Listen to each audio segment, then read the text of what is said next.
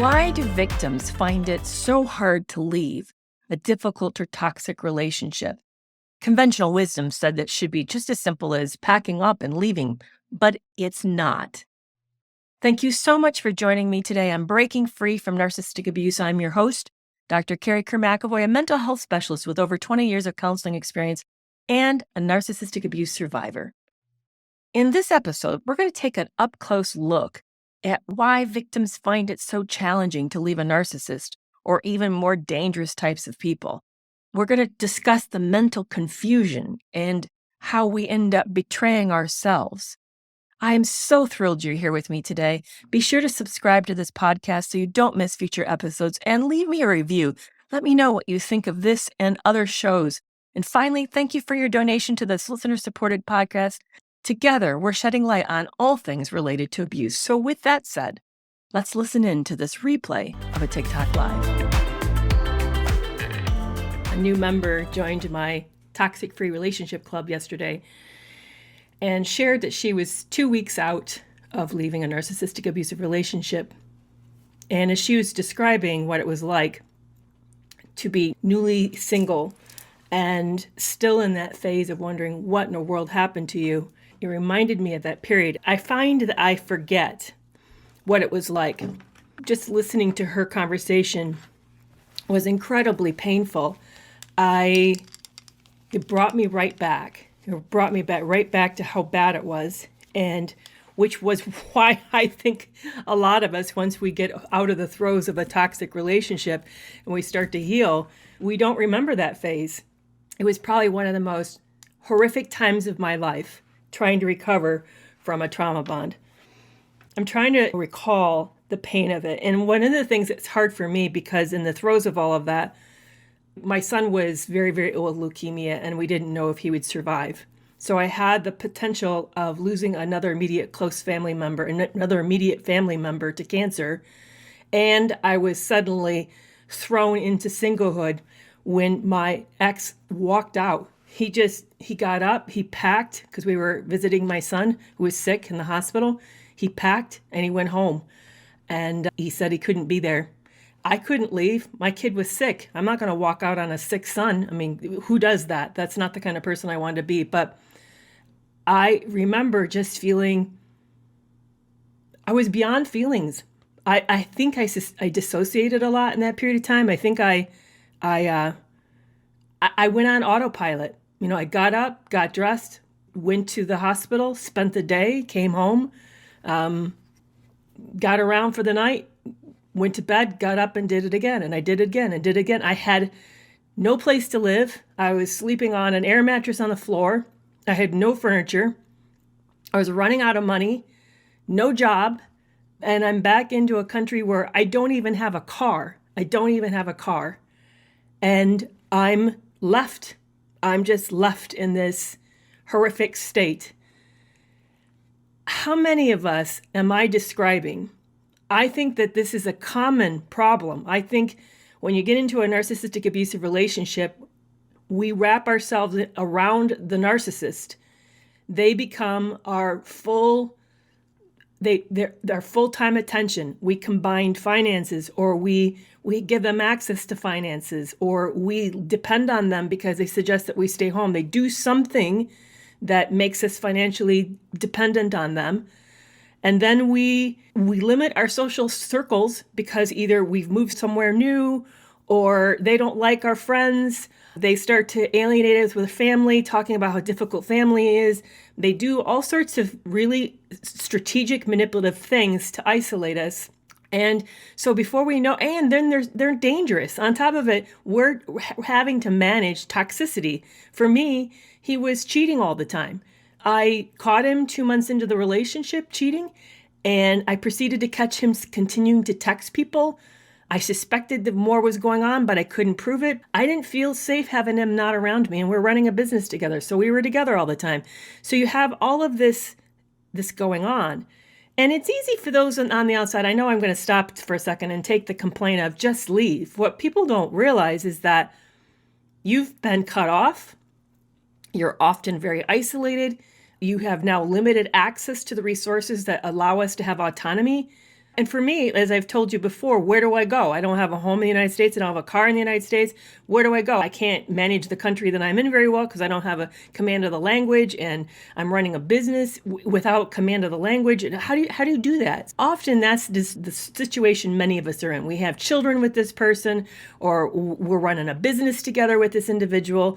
Maybe, like I said, we've lost our jobs, so we don't have now a way to mean any financial independent support. So we're highly dependent on this individual. It's not just so simple to get up and leave. And here's the other piece. There's a new book that just came out. It literally was released yesterday by Shelley Pumphrey, called Hindsight is 2020. Shelley Pumphrey. And the rest of it is it's not hindsight, it's insight. Insight is 2020. She takes a cute little saying, hindsight 2020. Insight is 2020. And then the subtitle is How to Trust Yourself to Protect Yourself from Narcissistic Abuse and Toxic Relationships. Forward by Sandra Brown. She wrote it forward. And then it's reviewed by Dr. Kristen Milstead, who I just interviewed in a live webinar called Why Can't I Just Leave? Beautiful book. This is a fabulous book. I would really recommend it to anyone who's fresh out of a relationship, who's trying to figure out what just happened. What red flags might have you missed? What red flags are they really good at hiding? What kind of interior work do you need to do to sort of get healthier? And how to begin to process what happened, make peace with it, and move on. So it's all about getting insight after these relationships. Like I said, it's super, in fact, you can tell I'm halfway through already. I got it last night, started reading it last night, halfway through, and I'm marking sections where I really, really love what she has to say. It's just super powerful. She takes on the complaint that's saying that we're codependent.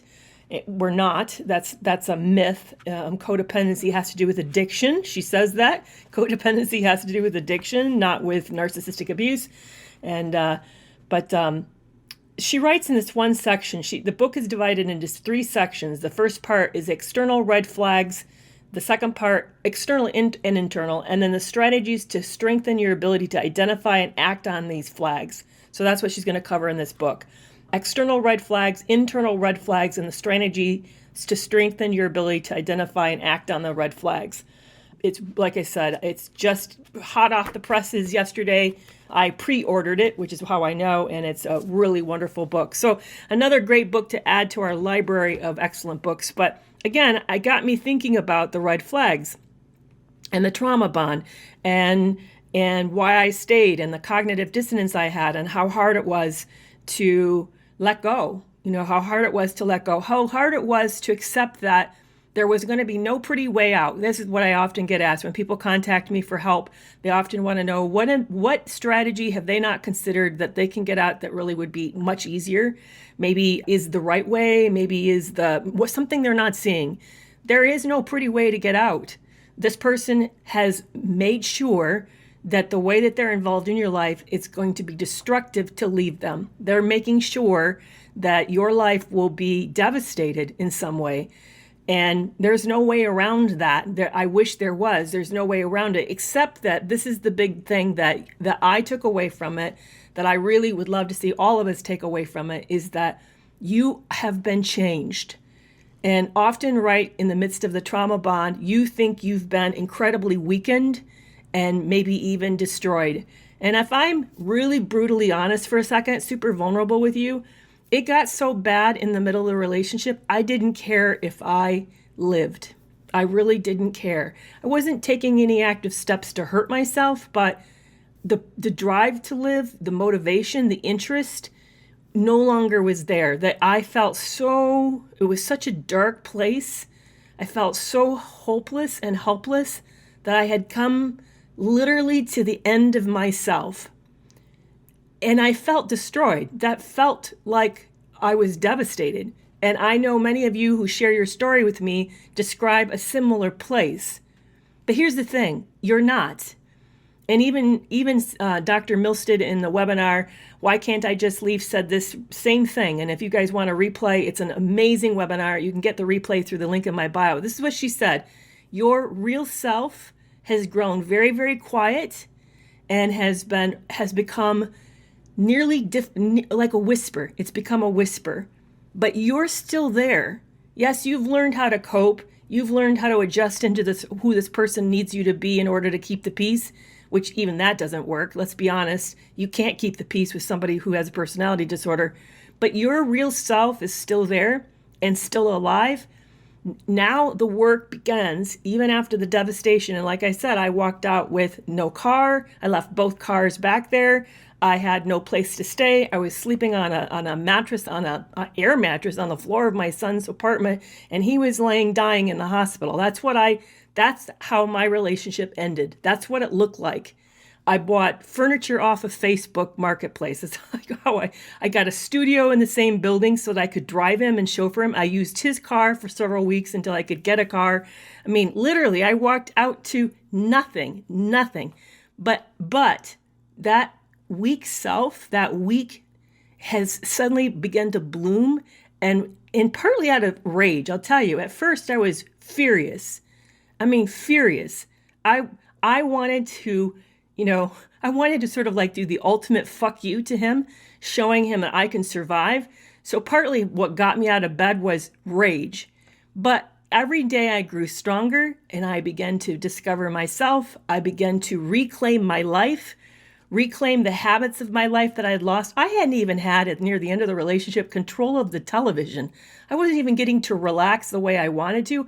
I would literally run work all day long, and then over the things that he wasn't doing that he should be doing, then he would come home, take over and watch YouTube, while I then worked all evening long, collapsed into bed, fell asleep to the light of the television because he wouldn't have the courtesy even to go into the other room or turn it off. And then I would get up, he'd set the alarm too early, and we'd start all over. I had lost complete control over my life when I was in that relationship, complete control. And so I began to reclaim this. Began to reclaim this slowly by listening to the small voice of myself that, honestly for me, because some of you guys know that I came out of a toxic home originally. So I am an example of, yes, I came from a dysfunctional family, and then I got in my first marriage. It wasn't perfect. It had its weak places, but it was decent. And then I ended up in this relationship. So yeah, I do fit the profile that they talk about as the myth that I had learned to survive toxicity. I'm starting to share with you all that I grew up around psychopaths. So you don't take psychopaths on, you learn to play the game very, very well, because they'll get you if you take them on. Well, so do narcissists, but for different reasons. When I was in the middle of the toxic marriage, I couldn't figure out if I should stay or go. I didn't know if he was a good person or not. Was there hope? Was he really getting help like he said? And my mind would just get stuck on these questions. It became like a paralysis, sort of a form of gridlock. And every option felt like the wrong option. Are you in a similar spot? Well, I've created a course, an online course and workbook just for this. I wrote it for the me that I was when I was stuck back in that last marriage. It's called First Steps to Leaving a Narcissist. It's been designed to help you break through the mental fog so that you can begin to see the truth clearly. It's going to take roughly 7 hours to work through and includes psychological questions and exercises, the type that you would get if you went and saw a counselor. There's videos and detailed explanations of what cognitive dissonance is. There's also a workbook that's both a companion to the course that will help take your experience to the next level, but it can also be used as a standalone guide, although I strongly urge you to do it in conjunction with the course. I have created both a digital copy so that you can keep your answers on your device so that it's kept private for your safety, but maybe you're someone who prefers to hold a book in your hand so you can also get the print copy through Amazon. If you find yourself trapped and you don't know what to do next, then this is for you. It is something that I needed so desperately a few years ago, and it would have saved me so much lost time and tears. So you want to learn more? See the link in the show notes to hear more about first steps to leaving a narcissist.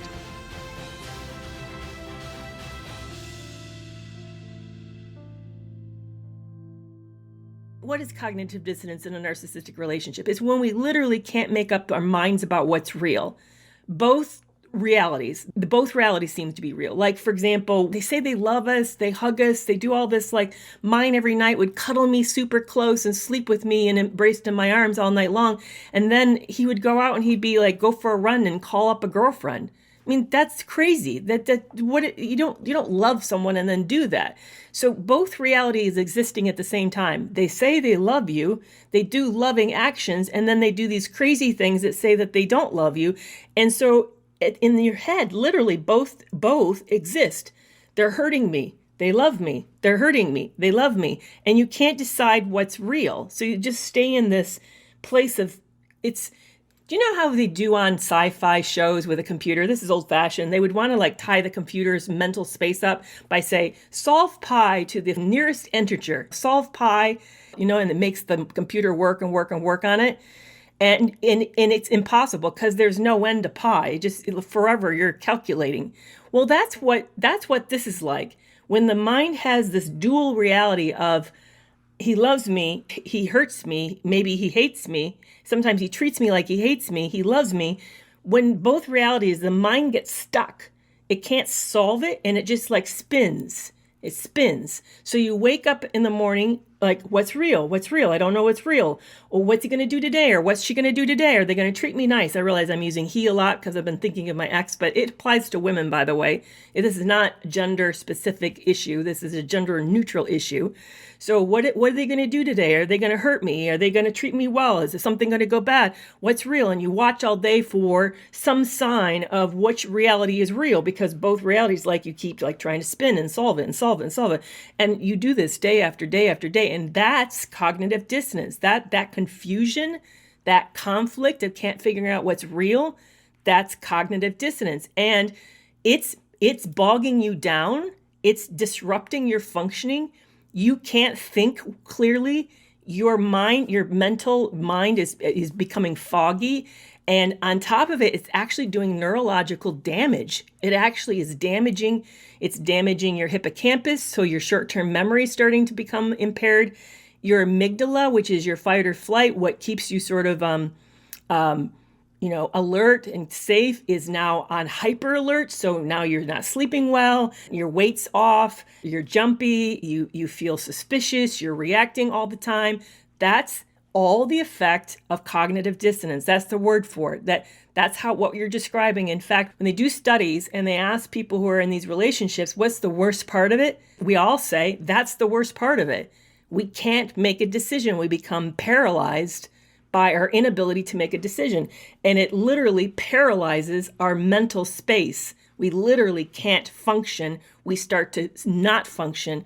We start to become forgetful. We're disorganized.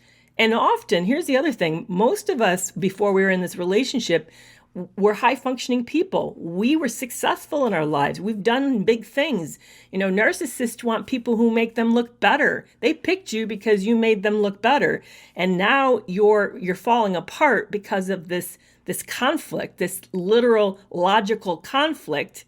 And as a result, it's like stifling you. And now you not functioning the way you are used to. And that then drives you nuts. You're like, what's wrong with me? This is not who I am. And even then the fear of that starts to become perpetuating because you get more afraid. Well, I'm not. I used to find I couldn't put words together. I'm a PhD, guys. I had a successful private practice with a 6-week waiting list. And now I can't even string words together, create sentences. I didn't who I'd become. I was like non-functional. And that's cognitive dissonance.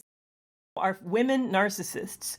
Yes, women are narcissists as well. There's personality disorders, 10 of them, 10 personality disorders. And in the ones that cause most of us a lot of problems is called cluster B. There's a group of them. In that group is histrionic. So if you guys have watched Amber Heard's court case, you saw some demonstration of histrionic behavior. It's very dramatic, very superficial.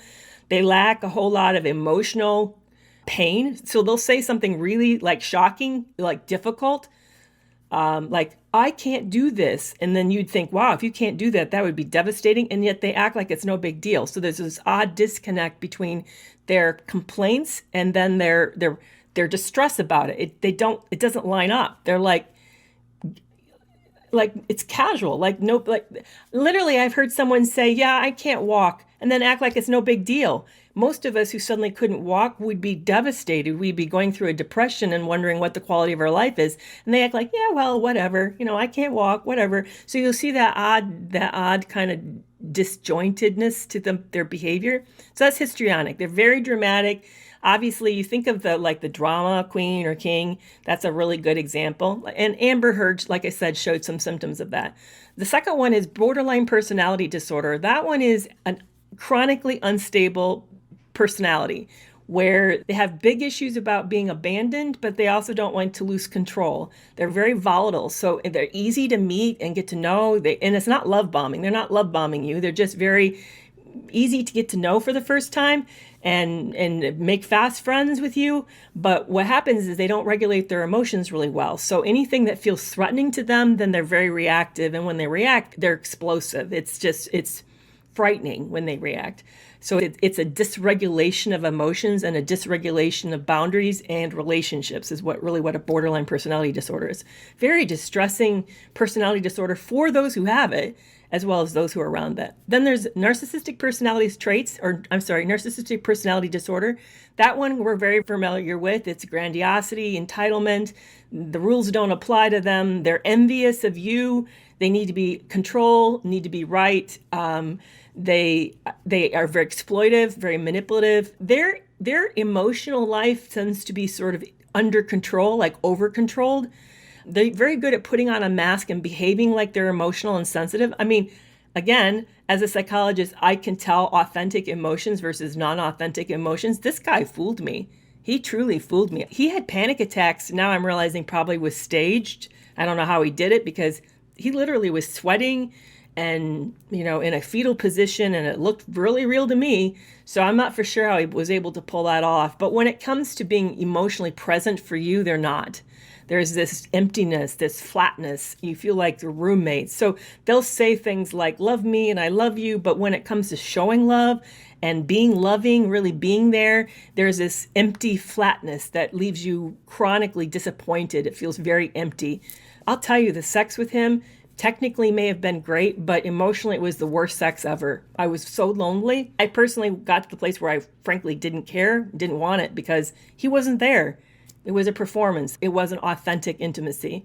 So you'll feel that in lots of places. That's just this lack of authentic intimacy.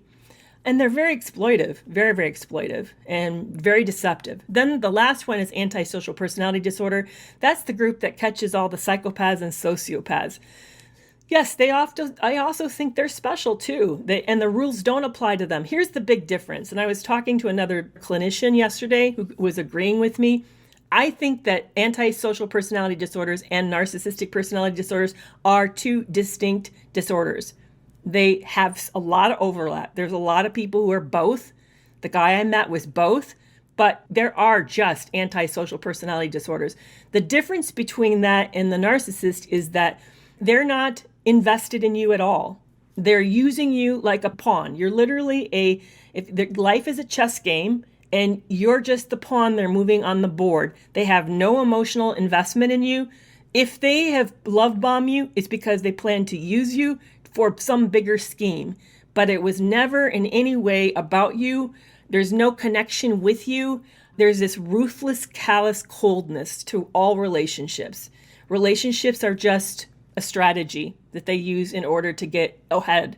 Whereas narcissists are shame-based and they're fragile. Their ego is fragile and they need you to want them. Whereas antisocial personality disorders doesn't need you to want them, doesn't even care if you want them. They're using you. It's just this empty coldness. And there's no closeness there either. It feels very, very stark. The relationship feels very threatening. Like I said, I grew up around it. I knew what the rules were. I knew I better show up, and I knew that if I didn't, I wouldn't be accepted. It was very, very scary, very, very uncomfortable. Well, thank you so much for joining me today on this podcast and talking about why cognitive dissonance is so hard and what happens that keeps us trapped. Are you looking for help for leaving a dangerous man? Maybe you're considering dating again and you don't want to make the same mistake. then you're going to want to come to the upcoming webinar with Sandra L. Brown on November 10th, the evening of November 10th. We're going to be talking about the profile of a victim, why predatory men pick certain types of women. And by the way, it's not because you're codependent, but I want you to learn more by coming. So be sure to get your tickets for this incredible evening. You don't want to miss it because you will get the replay if you can't make that night, and the replay is going to become more expensive if you buy it after the fact. So be sure to check out the tickets for Sandra L. Brown's webinar called How Could I Have Fallen for a Dangerous Man? November 10th, the evening of November 10th. Thank you so much again for joining me today. And until next Monday, I'll see you then. Bye-bye. See you then.